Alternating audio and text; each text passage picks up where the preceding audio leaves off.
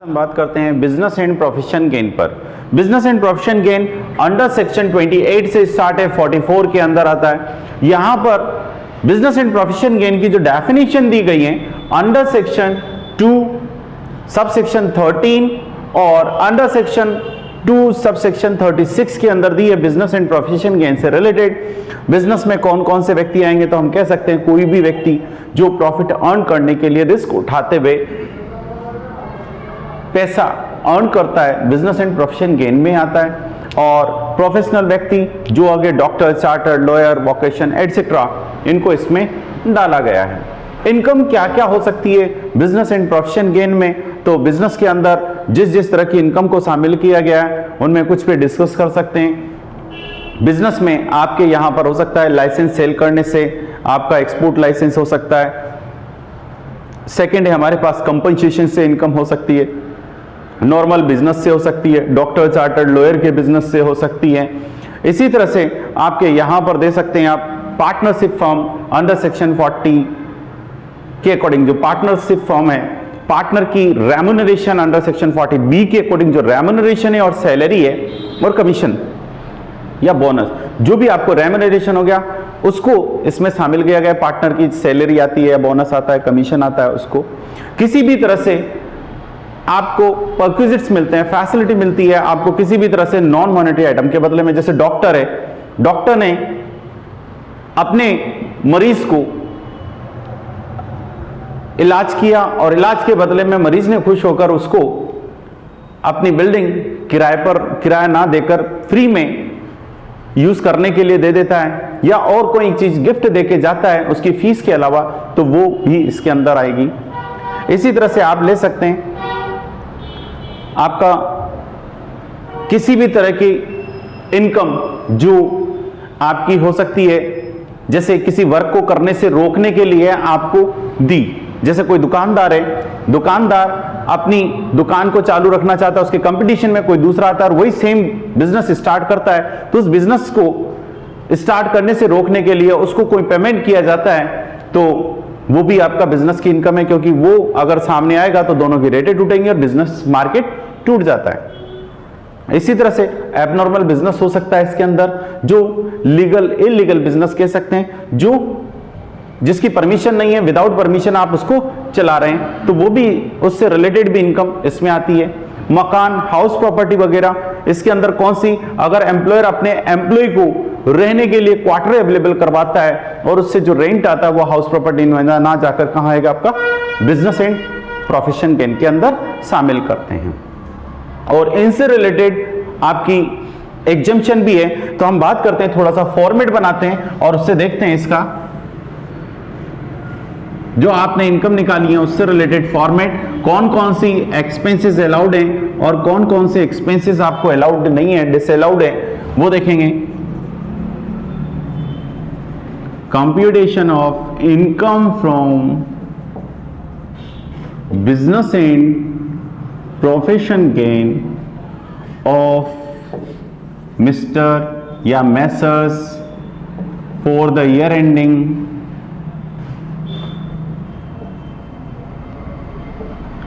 31st March 2020।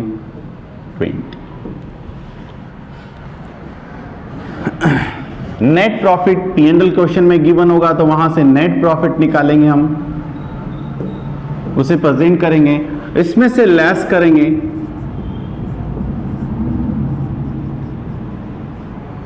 Disallowed expenses under this head.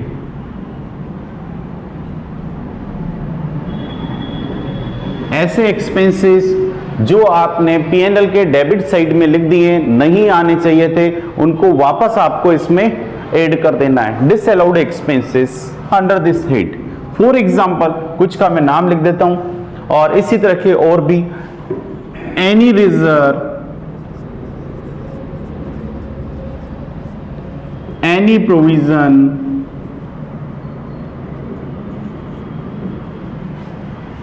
Any reserve, any provision, किसी के भी आगे रिजर्व या प्रोविजन लगा हुआ है, वो सारे की सारी आपको P&L में से निकालनी है और यहां पर पुट अप कर देना है। Second income tax and wealth tax. अगर हैं तो वो भी डिसअलाउड होगा। इनकम टैक्स और वेल्थ टैक्स दोनों की परमिशन नहीं है।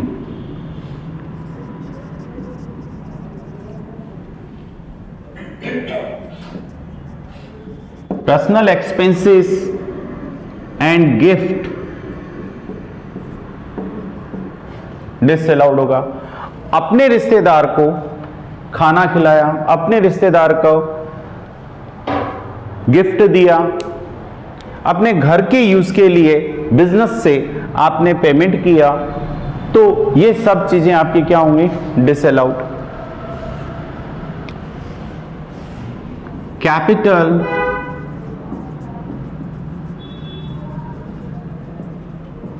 कैपिटल एक्सपेंडिचर, ये भी आपके लिए क्या होगा? कैपिटल एक्सपेंडिचर डिसअलाउड होगा। कैपिटल नेचर का जो भी एक्सपेंसेस है, क्योंकि यहां पर जो आ रहे हैं वो सिर्फ कौन से आएंगे? रेवेन्यू नेचर के। तो कैपिटल नेचर के एक्सपेंसेस को आपको क्या करना है? इसके अंदर डिसअलाउड करना है। डोनेशन,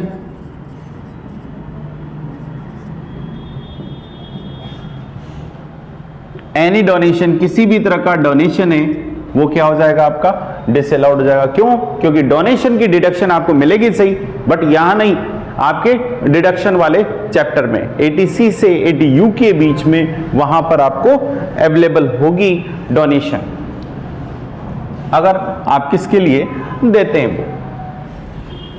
आगे लेते हैं। यहां तक इन सब पॉइंटों को ले लिया हमने। और भी कोई एक्सपेंसेस, एनी रिजर्व हो गया आपका, इनकम टैक्स हो गया आपका, and profit on loss on sale of fix assets.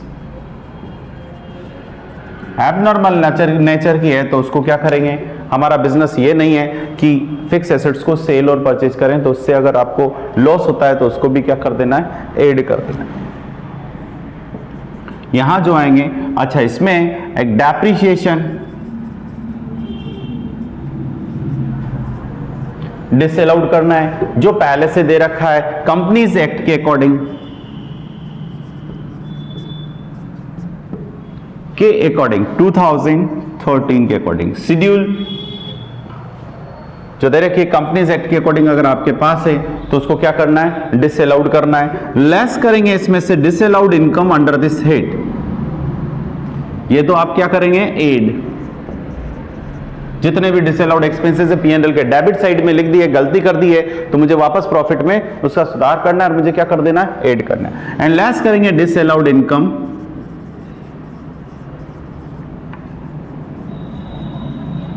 Under this head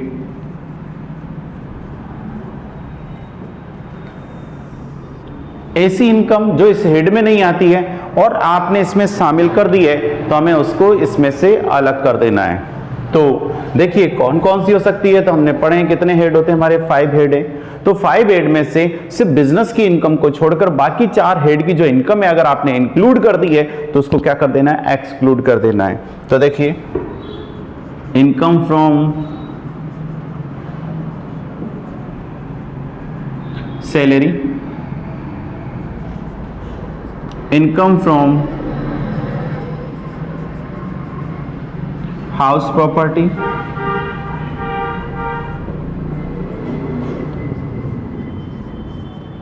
income from capital gain, income from other sources and income tax refund and gift received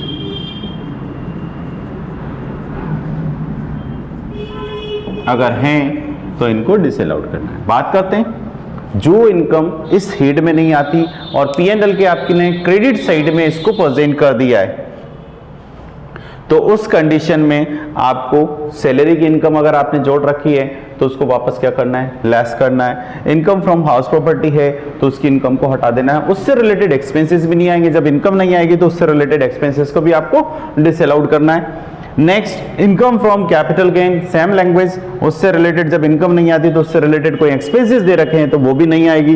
and income from other sources, अगर इसकी income भी है तो, क्योंकि ये particular अपने head में जाकर वहां पर इन पे टैक्स लगेगा। इनकम टैक्स रिफंड, जब इनकम टैक्स अलाउड नहीं है तो उससे रिफंड जो आएगा वो यहां इनकम नहीं मानी जाएगी, उसको क्या करेंगे आप, लेस करेंगे। गिफ्ट रिसीव्ड, अगर आपको कहीं से गिफ्ट मिलता है तो वो क्या हो जाएगा यहां पर, डिसअलाउड। ठीक है, तो देखिए यहां पर रिश्तेदार वगैरह से, तो उसको हम क्या करेंगे, लेस। जो आया बैलेंस उसमें से लेस करेंगे depreciation under section 32 sub section 1। ये तभी लेस कर सकते हैं जब हमारे पास इसके अंदर पूरे डाटा अवेलेबल हो, बैलेंस दे रखा हो, रेट है, तो हम क्या करेंगे, उनको निकालेंगे। अदरवाइज क्वेश्चन में भी बैलेंस शीट के अंदर डेप्रिसिएशन दे रखा है, एडिशनल इंफॉर्मेशन में डेप्रिसिएशन दे रखा है, तो फिर क्या करेंगे, अंदर का बिजनेस के अकॉर्डिंग उसके माना जाएगा, कंपनीज के अकॉर्डिंग, और बाहर का इनकम टैक्स के अकॉर्डिंग। सो ऊपर वाले को डिसअलाउड, अंदर वाले को डिसअलाउड कर लीजिए और लेस कर दीजिए डेप्रिसिएशन। या फिर मुझे डाटा अवेलेबल करा रखे हैं, एसेट्स अवेलेबल करा रखी है, तो मुझे रेट याद है, उसके अकॉर्डिंग, जैसे हमने पिछले वाले वीडियो में डिस्कस किया था, रेट हमने वहां पर दिखाई थी, उस रेट को अप्लाई करके हम क्या निकालेंगे, डेप्रिसिएशन का कैलकुलेशन करेंगे 32 सबसेक्शन 1 के अकॉर्डिंग। ठीक है, तो देखिए इसके अंदर जो बचेगा इसको कहेंगे हम इनकम फ्रॉम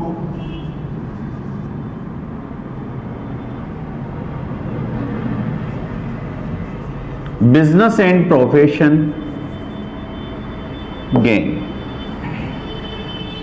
यहां पर income from business and profession gain की इनकम को लेंगे। इसके अंदर देखेंगे और भी कौन कौन से डिडक्शन है या एक्सपेंसेस है जो अलाउड है, उस पर हम बात करेंगे और डिस्कस करेंगे किस किस तरह से हो सकती है। तो देखिए कुछ एक्सपेंसेस इसके अंदर दे रखे हैं। इसके पहला आपने देखा, अगर आप बिल्डिंग लेते हैं, अंडर सेक्शन 30 कहता है अगर आपने बिल्डिंग ली है और बिल्डिंग का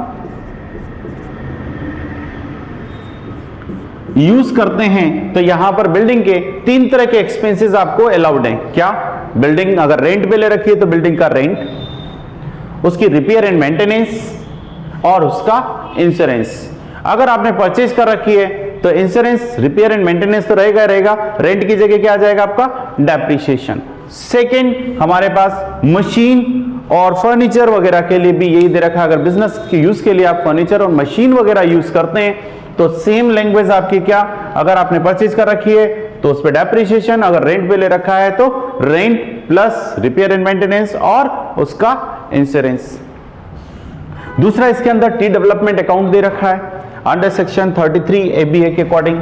टी डेवलपमेंट अकाउंट में दे रखा है आपको एग्जेम्पशन क्या होगी, तो इसके लिए व्यक्ति होना चाहिए क्या, जो कहां का, इंडिया का रहने वाला और टी का बिजनेस करता हो, तो उसके लिए दे रखा है टी डेवलपमेंट अकाउंट में स्पेशल अकाउंट खुलवाकर बैंक में, अप्रूव्ड बैंक के अंदर, और विद इन 6 मंथ में आपने क्या किया हो, पैसा जमा करा दिया हो, और 40% of business profit which ever is less आपको उसमें देखना है। और ऐसा पैसा आप 5 साल तक यूज कर सकते हैं। अगर 5 साल में उसको यूज नहीं करते हैं तो ऐसे पैसे को आपका डिसअलाउड कर दिया जाएगा। नेक्स्ट, हमने जो लास्ट वीडियो में देखा था अंडर सेक्शन 32 सबसेक्शन 1 डेप्रिसिएशन के लिए जो हमने रेटें भी डिस्कस की थी और सारा वहां पर हमने लिया। नेक्स्ट हमारे पास है अंडर सेक्शन 35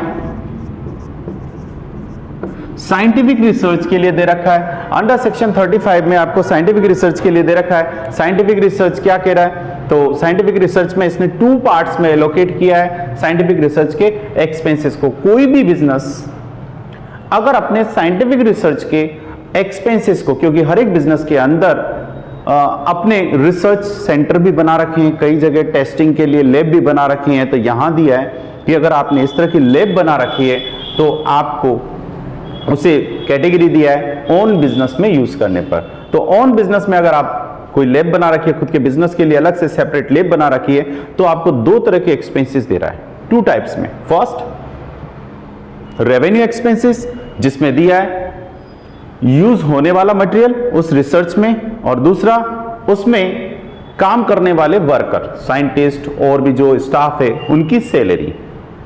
दो तरह के एक्सपेंसेस अलाउड है। एंड कैपिटल नेचर का एक्सपेंसेस, तो इसने कहा सब तरह के एक्सपेंसेस अलाउड है, बट रिसर्च में जो बिल्डिंग लैंड काम में ली है आपने, रिसर्च में जो लैंड काम में ली है, जिस पे आपने बिल्डिंग बनाई है, वो लैंड या रिसर्च के लिए जो आपने लैंड परचेज की है उसकी डिडक्शन नहीं मिलेगी, बाकी सब मिलेगी। दूसरा आउटसाइडर को दिया है, यानी भारत की अन्य संस्थाओं को आपने जो अप्रूव्ड है, स्कूल, कॉलेज, यूनिवर्सिटी एटसेट्रा, जो रिसर्च कार्यों में लगी हुई हैं, बड़ी बड़ी नेशनल लैब, इनमें अगर आप डोनेशन देते हैं तो आपको डिडक्शन मिलेगी 150%। अगर आपने 100 रुपया दिया तो 100%, और खुद के बिजनेस के लिए करते हैं तो उस कंडीशन में आपको 100% एग्जम्पशन मिलेगी।